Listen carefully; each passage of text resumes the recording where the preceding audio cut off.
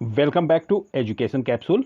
आइए आज हम हिंदी के प्रसिद्ध कवि और उनकी उपाधियां और इनके प्रचलित नामों के बारे में जानेंगे, जो परीक्षा की दृष्टि से बहुत ही उपयोगी हैं और विभिन्न प्रकार की प्रतियोगी परीक्षाएं जो भी हैं उसमें आए हुए हैं। तो चलिए देखते हैं बैक टू बैक। मुनि मार्ग के हिमायती की उपाधि जो किसे दी गई थी, तो ये रामचंद्र शुक्ल को मुनि मार्ग के हिमायती कहा गया है। आप यह याद रखिएगा।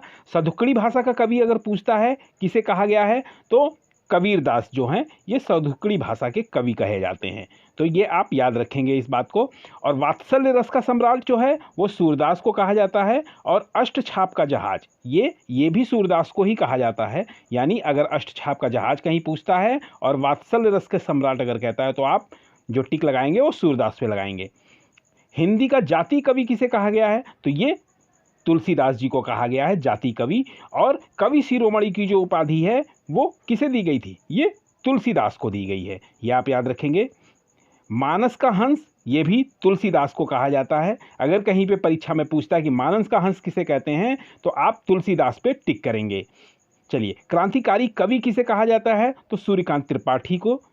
सूर्यकांत त्रिपाठी निराला जो हैं उनको क्रांतिकारी कवि की उपाधि दी गई है। महाप्राण की उपाधि जो दी गई है वह भी सूर्यकांत त्रिपाठी निराला को ही दी गई है। और भारत की आत्मा अगर कहीं पूछता है कि किसे कहा जाता है, तो आप आंख बंद करके माखनलाल चतुर्वेदी पे टिक करेंगे। उपन्यास सम्राट की उपाधि आपको पता ही होगा, ये बहुत पहले से मुंशी प्रेमचंद है। ठीक है। और हालावादी कवि की संज्ञा आपको पता होगा, जो अमिताभ बच्चन है उनके पिता हरिवंश राय बच्चन, इनको दी गई है हालावादी कवि की संज्ञा। आधुनिक कविता के सुमेरु जो कहा जाता है वो जयशंकर प्रसाद जी को कहा गया है। अगर कहीं पे पूछता है आधुनिक कविता के सुमेरु, तो आप जयशंकर प्रसाद पे टिक करेंगे। और छायावादी कवि की संज्ञा किसे दी गई है, तो ये जयशंकर प्रसाद को दी गई है छायावादी कवि की संज्ञा। ठीक है। और राष्ट्र कवि की उपाधि जो है ये मैथिली शरण गुप्त को दी गई है। ठीक है, ये आप याद रखेंगे। मैथिली शरण गुप्त को राष्ट्र कवि की उपाधि दी गई है।